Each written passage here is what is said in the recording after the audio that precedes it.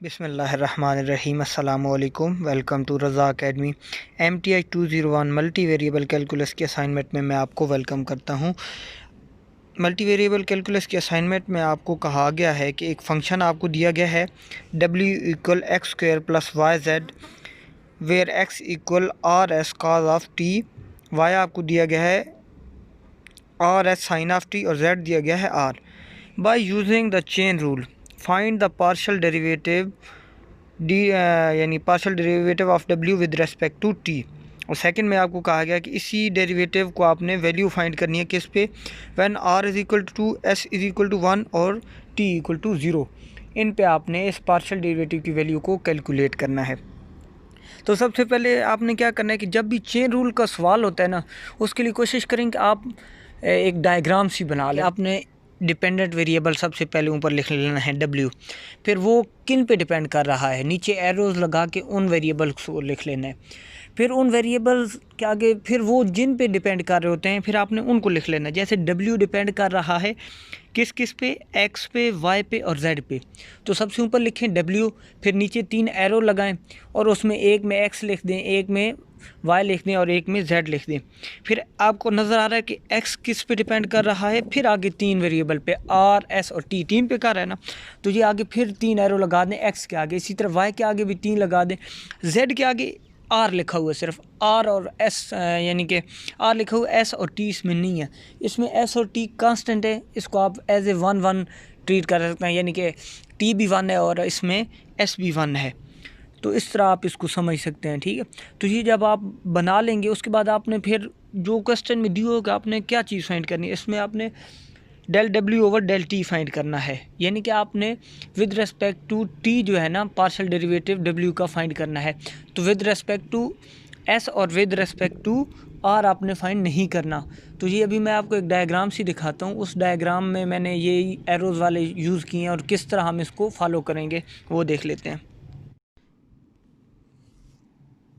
ये एक मैंने स्केच सा बनाया है, ये आप देख लें, ठीक है। w ऊपर लिखा है, फिर नीचे उसके 3 वेरिएबल x, y और z लिखे हैं। फिर x के आगे 3 वेरिएबल हैं वो लिख लिए, y के आगे 3 वेरिएबल हैं, z के आगे 3 वेरिएबल मैंने लिखे हैं। लेकिन यहाँ z के आगे आप एक भी लिख दें तो कोई मसला नहीं है, क्योंकि t और s उसमें 1 नहीं है, एज ए कांस्टेंट है। तो ये लिखने की ज़रूरत है या नहीं है ये आपकी मर्ज़ी है, सिर्फ समझाने के लिए। अभी आपने सिंपल क्या करना है कि जो आपको क्वेश्चन में दिया हुआ है आपने उस तक पहुंचना है। जो फंक्शन आपको दिया वहाँ से आपने जिसका डेरिवेटिव पार्शियल डेरिवेटिव फाइंड करना है उस तक जाना है। तो आपने एरो को फॉलो करते जाना है। w से x पे आएंगे, x से आगे हमने t, क्योंकि partial derivation with respect to t final हमने फाइंड करना है। तो हमने इस एरो को फॉलो करते आना है। w से x पे एरो आ रहा है, फिर x से t पे आ रहा है, तो इनके साथ वाले डेरिवेटिव जो हैं इनको आपने मल्टीप्लाई कर देना है। फिर प्लस का ऑपरेटर लगाएंगे। फिर इसी तरह आप w से y पे आएंगे और y से आगे t पे आएंगे। तो इनके एरोज़ के साथ ये जो डिफ्रेंशिएशन लिखी हुई है इनको आपने करना है, पार्शियली डिफ्रेंशिएट करना है और आपस में मल्टीप्लाई कर देना है। फिर प्लस का निशान लगाना है। फिर आपने इसी तरह w से z और z से फिर t पे आना है। तो इनके साथ जो इनकी पार्शियल डिफ्रेंशिएशन लिखी हुई है इनको आपने मल्टीप्लाई कर देना और ऐड कर देना है पिछले दो के साथ। तो ये इस तरह हम partial derivative of w with respect to t find करेंगे, ठीक है। अभी हम अपने क्वेश्चन की तरफ चलते हैं।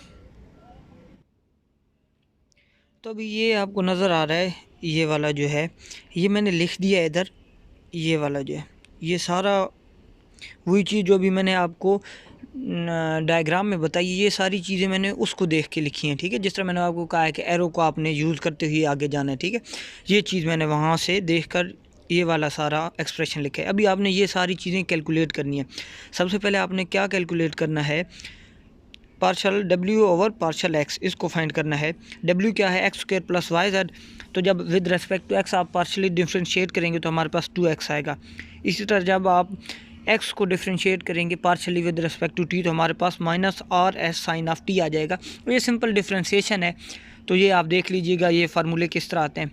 इसी तरह जब आप y के लिहाज से w को डिफ्रेंशिएट करेंगे तो z आ जाएगा। इसी तरह जब y को with respect to t partially differentiate करेंगे तो हमारे पास r s cos of t आ जाएगा। और ये नीचे भी इसी तरह आप करते जाएंगे, partially z with respect to t। अभी z को आप partially with respect to t करेंगे तो ज़ीरो आंसर आएगा। क्यों? क्योंकि उसमें तो टी आपका कांस्टेंट है और कांस्टेंट का डेरिवेटिव 0 होता है। टी उसमें इन्वॉल्व ही नहीं है, बल्कि सॉरी उसमें टी इन्वॉल्व नहीं, उसमें सिर्फ आर था। जबकि हम टी के लिहाज से सॉल्व करें तो आर क्या होगा, कांस्टेंट होगा, तो कांस्टेंट का डेरिवेटिव 0 होता है, तो इस वजह से ये 0 आ गया। ठीक है, अभी आपने ये सारी वैल्यूज़ को ऊपर जो वो ट्री डायग्राम वाली जो मैंने एक्सप्रेशन लिखा उसमें आपने ये सारी वैल्यूज़ को पुट कर देना है। पुट करके इधर थोड़ा सा मैंने एक दफ़ा सिंप्लीफाई करके लिखा है, फिर मैंने इनको आर और एस की फॉर्म में लिखा है। आपको पता है कि R S sine of T किसकी इक्वल है, वाई की इक्वल है, और आर काज ऑफ टी किसकी इक्वल है, एक्स की इक्वल है। तो मैंने इनको आर एक्स और वाई की फॉर्म में लिख दिया। अभी आपने सिंपल क्या करना है, इसको थोड़ा सा रीअरेंज करके मैंने लिख दिया। एक्स दोनों में कॉमन था तो कॉमन लिख दिया, x into are minus 2y। अभी आपने एक्स की जगह एक्स का एक्सप्रेशन पुट कर देना है। एक्स की जगह क्या पुट करेंगे, are s cos of T जो कि आपको ओरिजिनल क्वेश्चन में दिया हुआ है, और वाई की जगह आप r S sine of t put कर देंगे। अभी ये आपके पास क्या आ गया, पार्शियल डेरिवेटिव ऑफ डब्ल्यू विद रिस्पेक्ट टू टी आ गया। ठीक है, तो ये चीज़ एक फाइंड करनी थी। दूसरा फाइंड करना था इनकी वैल्यूज़ कौन कौन सी, r is equal to 2, s is equal to 1 और t इक्वल टू 0। तो सिंपल आपने क्या करना है, ये जो है ना, ये जो वैल्यू है ना, इसमें आपने r s और t की वैल्यू को पुट कर देना है। ठीक है, आपको वैल्यूज़ पुट करेंगे, वैल्यूज़ पुट करने के बाद आपके पास क्या आ जाएगा, r की जगह 2 आ जाएगा, s की जगह 1 आ जाएगा, काज ऑफ t है तो t की जगह 0 आ गया। आगे r minus 2 r sine of t है, तो 2 इंटू 2 इंटू 1 साइन ऑफ 0, तो साइन ऑफ 0 0 हो जाता है, तो ये जो सारा एक्सप्रेशन है ये आपका 0 हो जाएगा। तो हमारे पास फाइनल आंसर क्या आ जाएगा, 4 आ जाएगा। क्यों, काज ऑफ 0 1 की इक्वल होता है, 1 इंटू 2 और 2 इंटू 2 4, तो हमारे पास फाइनल जो इसकी वैल्यू आएगी वो आएगी 4। उम्मीद है ये वीडियो आपको अच्छी लगी होगी। अगर कहीं भी किसी क्वेश्चन की समझ नहीं आती तो आप पूछ सकते हैं, किसी भी स्टेप की अगर आपको समझ नहीं आई तो नीचे कमेंट सेक्शन में आप मुझे बता सकते हैं।